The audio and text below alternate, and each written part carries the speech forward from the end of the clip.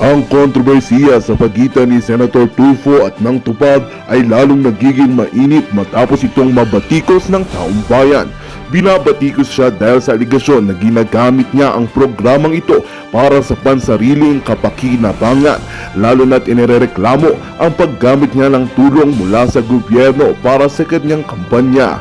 Hindi lamang ito simpleng pang-aakusa, kundi nadadamay rin ang pangalan ni Tulfo sa mga lumalabas na poster na nagpapakita ng kanyang muka na tila ba'y naglalaman ng suporta mula sa Tupad. Ito'y nagiging isang maingay na issue sa lipunan at muling nag-aalab ang pagtatanggi o pagpapakita ng pagkadismaya mula sa sambayanan. Sa pangalawang bahagi naman, nagpapansin ng mga mamamayan ang mga tulong mula sa gobyerno na nagmumula sa buwis ng taong bayan ay tila ba ginagamit para sa personal na interes ni Senator Tulfo. Ito'y nagdudulot ng pagkabahala sa kredibilidad ng mga lider na dapat sana'y naglilingkod para sa bayan. Ang pangalan ni Tulfo ay nadadawi sa isang kontrobersyal na konteksto at tila ba nagiging simbolo siya ng mga isyu sa pamahalaan na kwini-question ang integridad at paglilingkod sa bayan. Well, isang itong katunayan na dapat nating pagkatutukan. Ngunit bago ang lahat, siguraduhin mag-subscribe at i-hit ang notification bell para sa patuloy na pagtutok sa mga sulyap ng bagong balita sa tunay na boses ng masa.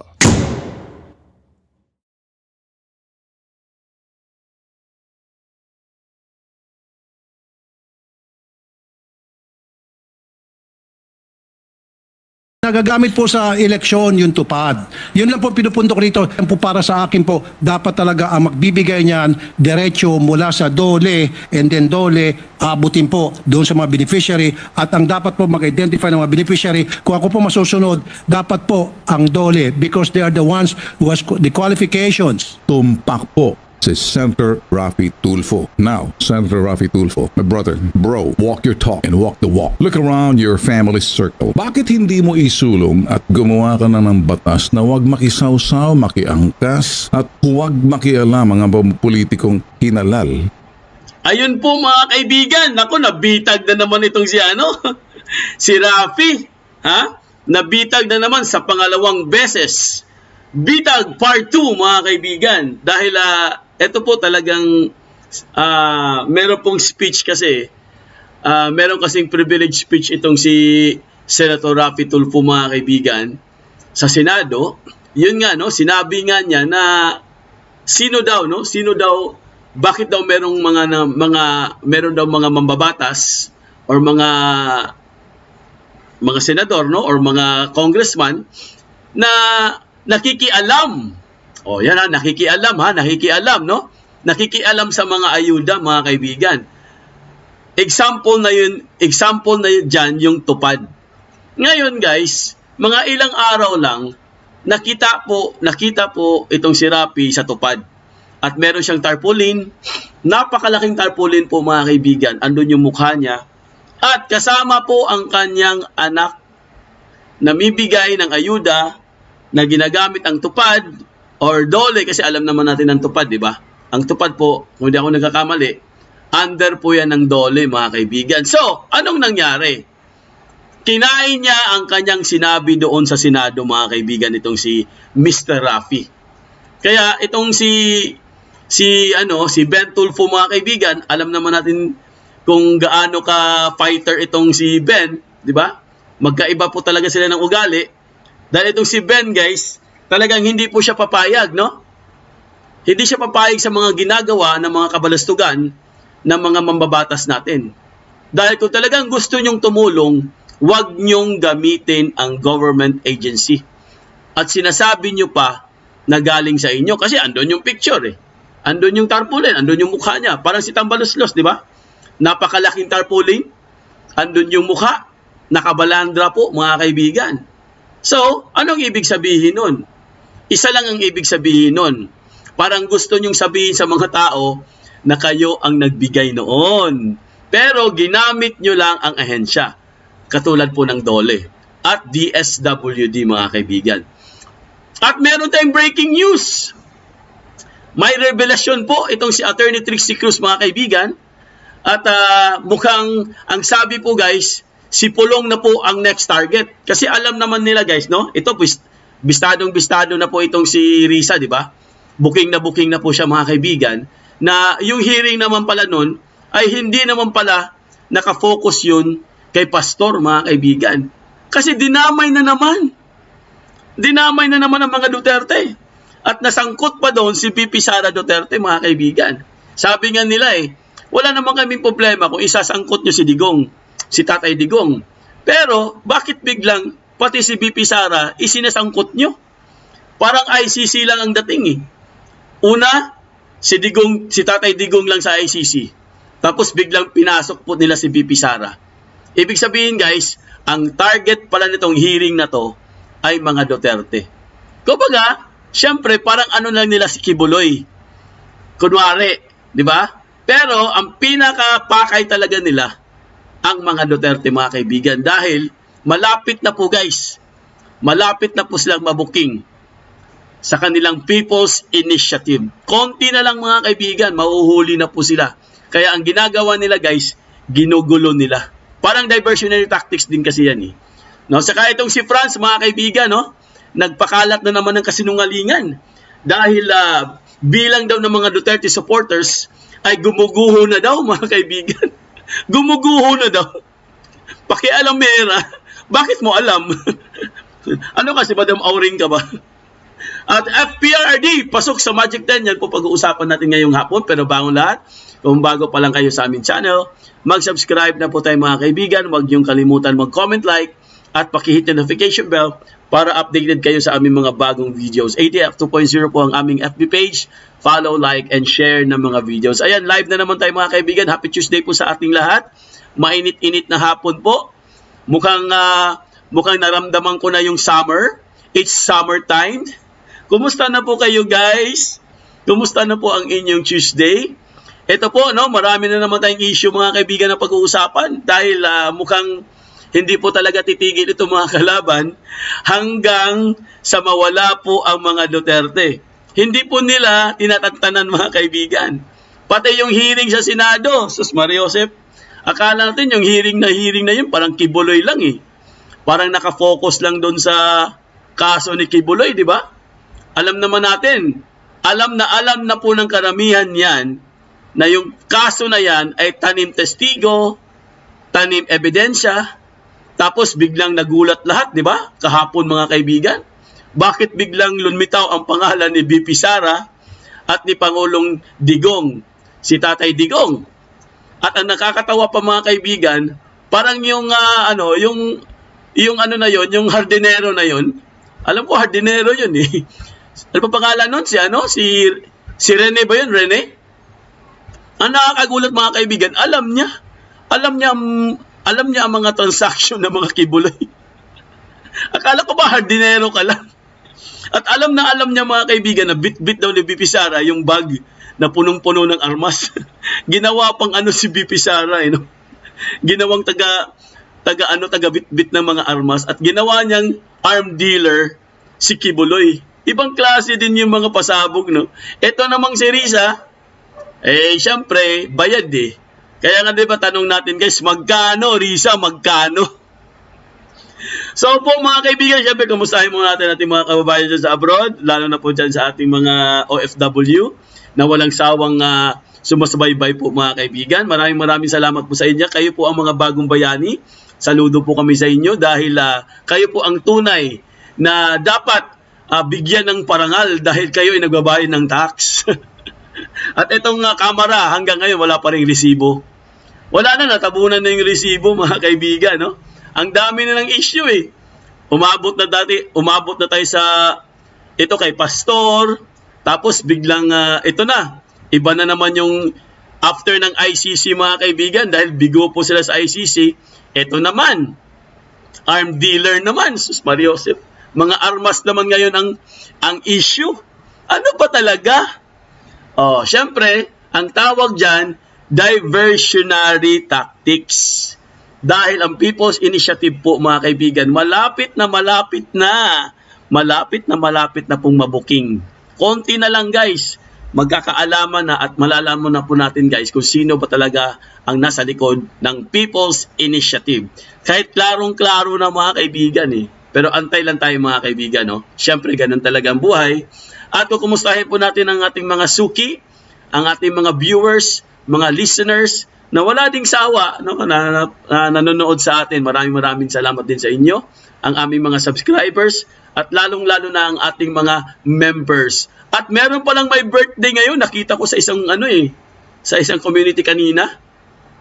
Si Sniper, birthday pa lang ngayon mga kaibigan. Sniper, kung nanonood ka man, maraming salamat Kasi si Sniper po mga kaibigan, di ba kilala niyo si Sniper? Si Sniper po guys ay isa sa mga members din natin yan. Oo, talagang palagi pong nagpapamember sa atin yan, no? Kahit hindi siya pumapasok dito sa atin guys, siguro busy siguro siya, palagi po siya nagpapamember, nag-i-extend po siya ng membership. Kaya maraming salamat po Miss Sniper ng Japan, at happy birthday po. May you have more birthdays to come. Ayan, bagong greetings yan bagong greetings yun May you have more birthdays to come. Ayan. Kumustahin mo natin ating mga suki. Dahil Tuesday naman ngayon, babatiin na lang natin yung mga masugid natin na mga fans. Andyan po si Jenny Agustin. Hello Jenny Agustin. Si Wang Yoni. Ay, galing ng pangalan, no? Wang Yoni. Parang Korean yun, no? Korean ba to? Oy, shoutout sa iyo dyan, Wang Yoni. Si Yoni siguro to. Ayan, si Louie Omosura, Nancy Jurado, Alfonso Jurado Jr., si Victoria Galvez, andito din. Si Gloria Huffman, si Daniel Maisog. Oy, speaking of Maisog, Cebu po, mga kaibigan, no? Kasado na, nakahanda na po ang Cebu. Mga Maisog dyan sa Cebu. Ready na ba kayo? Ayan, no?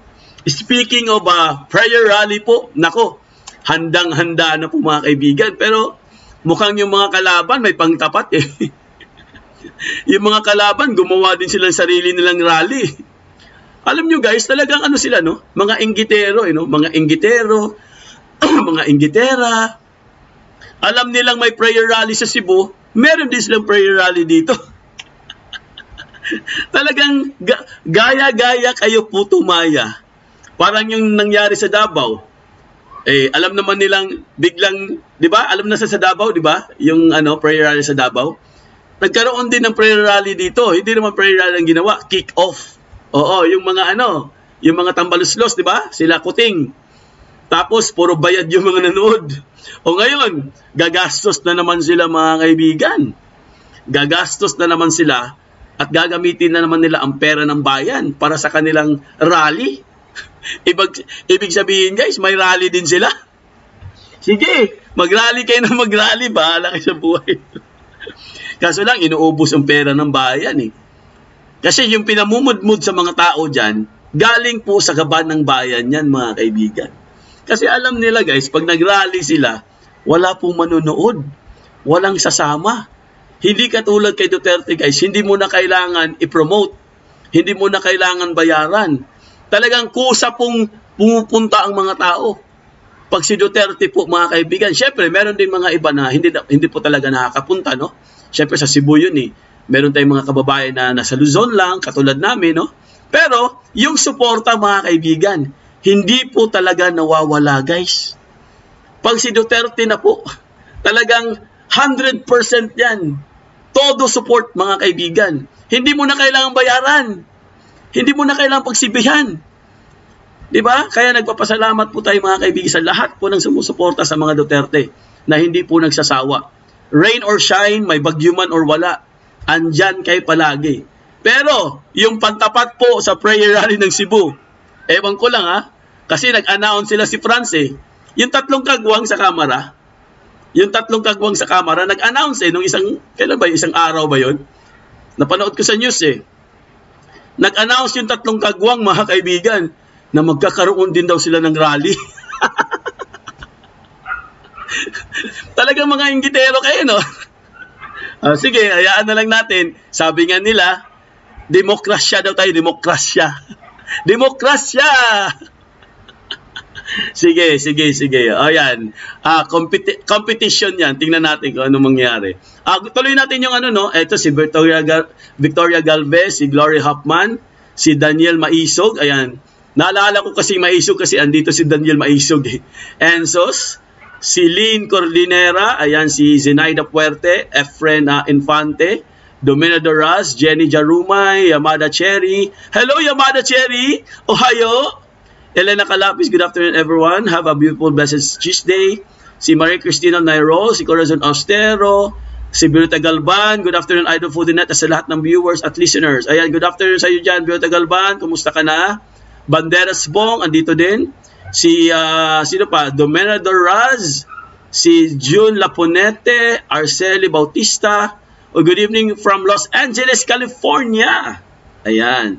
Si Galema, si Galema Gurgur, andito pala, Kilala ko yan kung sino yan si Galema Gurgur, Elizabeth Bagsika, Nena Esteban, Josephine Quinto, Ichiro, Macdi A. Matiga, Leo Bonag, si Mingli. Hello, Mingli. Tersita Lim, si Soko Babes. Ayan. Mars Kairil, Rodi Bautista, Chrissy Brooks, Florina Salgado, Teodolfo A. Velasco, Miss Butterfly, Rosalie Navarro, Corazon Austero, Chrissy Brooks. Ayan po mga kaibigan, no? So, mamaya guys, babasahin po lahat ng mga comments nyo at mga tanong nyo mga kaibigan. Babasahin po natin yan. Kaya kailangan nyo magtanong at mag-comment para sa bandang dulo po guys.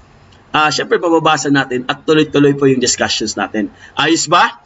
Okay, eto na nga. Eto na kaagad yung issue natin.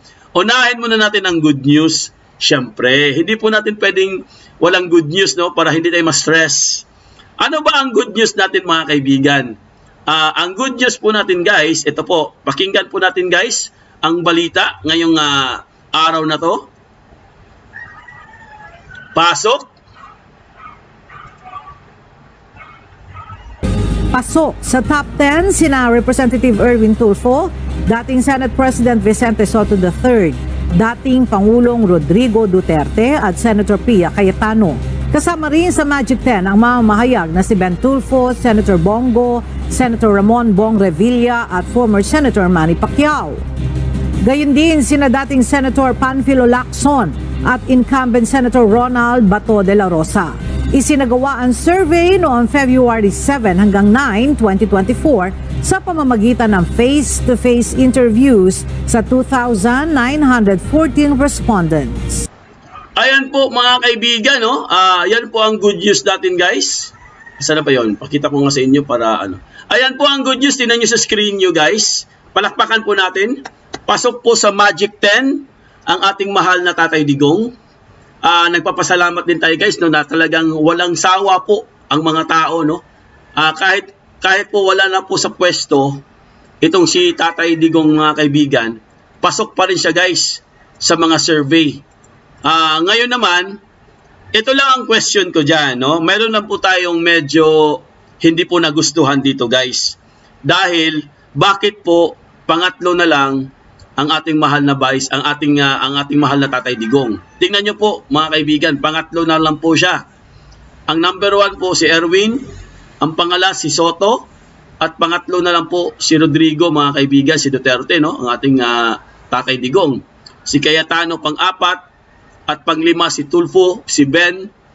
Pero pagdating po sa pang-6 guys, si Bongo. Bakit ang layo na ni Bongo? Bakit pang-6 na siya? Alam ko, pangatlo si Bongo palagi. Pero bakit pang-6 na lang mga kaibigan? Pero, okay pa rin yan dahil pasok po sila sa top 10. Ngayon mga kaibigan, ang tanong ganito. Okay? Sige, pangatlo po si Digong, di ba? Sino ang nagpa-survey? Ayan ang tanong. Kasi, kung ang nagpapa-survey po mga kaibigan, Okta Research, ng mga SWS, yung nakarang araw, number 1 po si Digong at pangatlo po si Senator Bongo. Palagi yan guys. Pero ngayon, bakit biglang pangatlo na lang si Digong? Ngayon, ang sabi po nila guys, itong Marites din na 3 kagwang, no? 3 kagwang sa kamera, itong si France. Kaya daw, pangatlo na lang daw si Digong dahil daw sa hearing. Dahil daw sa hearing, kahapon lang yung hearing. Ayos ka lang. Paano ba kayo nag-survey? Isang oras lang? Paano naging dahil sa hearing, pangatlo na kagad si Digong? Kasi nga ba, 'di ba, may lumalabas na balita na si Digong daw at si Vice President Sara Duterte ay tumanggap daw ng bag, no? Punong-puno ng armas yung bag. So, ang sinisisi nila, guys, yun yung sinisisi yun sa hearing. Okay, tingnan nyo, guys, kung sino ang nagpo-survey. Palakihan natin. Ayan, kita nyo ba? Saan na ba yun? Palakihin natin para makita nyo kung sino bang nagpa-survey. Anong pangalan? Ayan Magdalo. Ang nagpa-survey pala, mga kaibigan, Magdalo. Sino ba sa Magdalo? Sino ba ang leader dyan? Sino ba ang amo ng Magdalo? Alam nyo na kung sino. Si Trililing. Kaya syempre, pangatlo talaga si Digong dyan. Nagtataka din ako bakit si Bongo ang layo pang-anim. Imposible si Bongo pang-anim? Imposible. Ang daming nagawa ni Senator Bongo, especially po yung Malasakit Center. In fact, kahapon lang nag-celebrate po sila ng 6 years ng Malasakit Center. At meron po siyang 159th na po yung kahapon na mga malasakit centers sa buong Pilipinas po kumakalat. Tapos sasabihin nyo, pang-anim lang si Bongo, pangatlo lang si Duterte. Nek-nek nyo, paano kami maniniwala? Sa bagay, Magdalo nga. Erwin on the top because sneaky sa akap, no? Dahil sa akap, kaya naging number 1 si Erwin. Mukhang nasuhulan Di ba? Mukhang nasuhulan no? So, yan po mga kaibigan, yan po ang pinakita ko lang sa inyo. Pero, sige, mukhang nahiya pa sila no? Ginawa pa nilang pangatlo si tatay hindi dala nila tinanggal Pero guys, huwag kayong mag-alala. Di ba? Dahil po, meron pa namang ibang mga outlet na mga survey, no? Mga ibang entity. Katulad ng SWS, Okta Research, na talagang mga legit yan. Alam naman natin guys, na pag sila po ang nagpa-survey, ay talagang totoong survey po. Wala pong halong chemical. Mga bangag kasi nagpa-survey ngayon ito pakita ko sa inyo. Ayan nagpakalat ng kasinungalingan basahin nyo sa screen nyo guys. Nagpakalat ng kasinungalingan. Ayan, tingnan nyo. Di ba? Kilala nyo yan, di ba? Alam mo, Miss France, nagtataka lang kami bakit parang bakit parang palagi nyo kaming parang bilang na bilang mo yung di ba guys, wala kayong napapansin? Wala kayong napapansin? Bakit po kami, sabi nga ni Crisette bakit nyo po kami binibilang? Anong meron? Bakit kailangan bantayan kami for what? It is so funny how they keep repeating this when Duterte supporters aren't as affected by them. Ano ngang meron? Yun po yung tanong ni Crisette. Dahil bakit nyo kami binibilang? Anong meron? Bakit kailangan yung bantayan ang mga Duterte supporters? Tinan nyo yung headline ng balita. Bilang ng Duterte supporters gumuguho na, sabi daw ni Castro. Ano pakialam namin sa'yo? Paano mo nalaman ng gumuguho? Dahil dun sa hearing? Di ba? Ang sa akin lang naman guys, sige, sabihin mo gumuguho nga, kumukonte yung supporters, bahala kayo. Yan ang tingin nyo. Pero ang feeling namin, dumadami kami. Dahil marami na pong nauuntog. Marami na pong nagigising sa katotohanan. Diba? Kasi ang mga tao guys ngayon, matalino na Alam na nila kung sino yung nagsasabi ng totoo. Alam nila kung sinong dapat nilang iboto. Hindi po katulad dati guys na sunod-sunuran lang po, no? Parang mga robot. Diba? Yung mga panahon ng 86. Panahon ng mga dilawan, panahon na kung sino-sino. Wala tayong ginawa guys, kundi sumusunod lang ng sumusunod. Pero ngayon iba na. Dahil po sa mga Duterte mga kaibigan.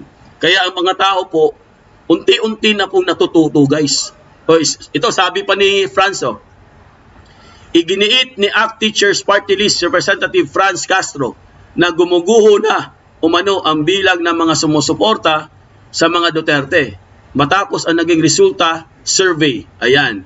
Or pagkatapos din ng survey, gumuguho na daw yung mga matatandaang inilabas kamakailan ang resulta ng kanilang survey kung saan mahigit kalahati umano ng mga Pilipino ang naniniwala na dapat makipagtulungan ang pamahalaan ng Pilipinas sa investigasyon ng International Court. O isa pa to, kasinungalingan din to. Dalawang survey po yan, ha? Makinig kayo guys. Dalawang survey po yan, yung sa People's Initiative or yung sa ICC. Yung sa ICC, alam ko, may A tsaka may B. Ang binabasa nyo yung A lang. Kasi yung B, ayaw po ng mga tao sa ICC. Ang binabasa nyo A lang. Diba? Kasi gusto nyo i-portray sa mga tao na gustong-gusto nilang papasukin dito ang ICC. Yan ang gusto nilang i-portray guys sa survey. Siyempre, para papasukin yung ICC at siyempre, ikukulong si ano. Huhulihin si Digong at si VP Sara. Parang ganun po yun mga kaibigan. Yun po talaga ang gusto nila.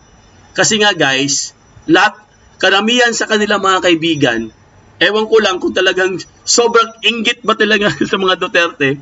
Kasi galit na galit po sila guys. Hindi ko alam kung bakit.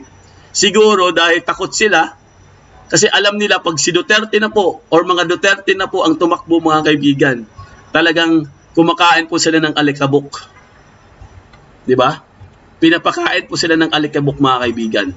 Ito po, tingnan po natin guys.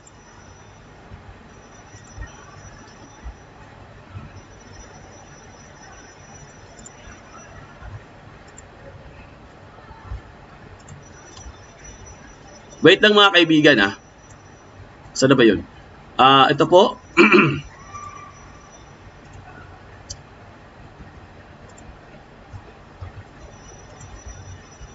Pakinggan po natin si Attorney Trixie Cruz mga kaibigan sa kanyang napakagandang pasabog guys.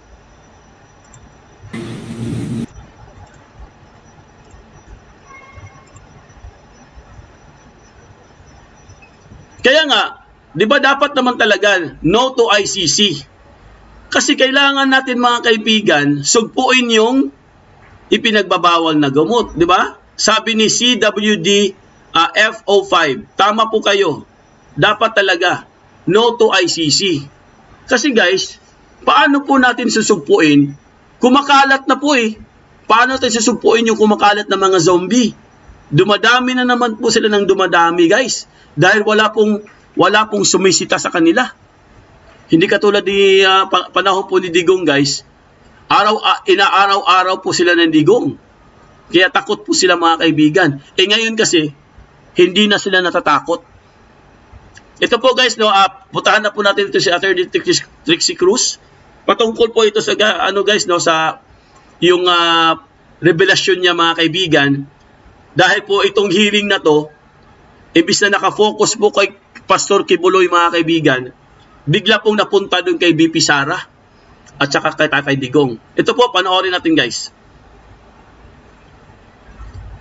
Sadyang tinatay up ang mga ito doon kay Pangulong Duterte at more importantly, kay Vice President Inday Sara. Kaya't ngayon, makikita ninyo, marami pong nag-headline na Duterte's left with bag of guns after visit to Kibuloy.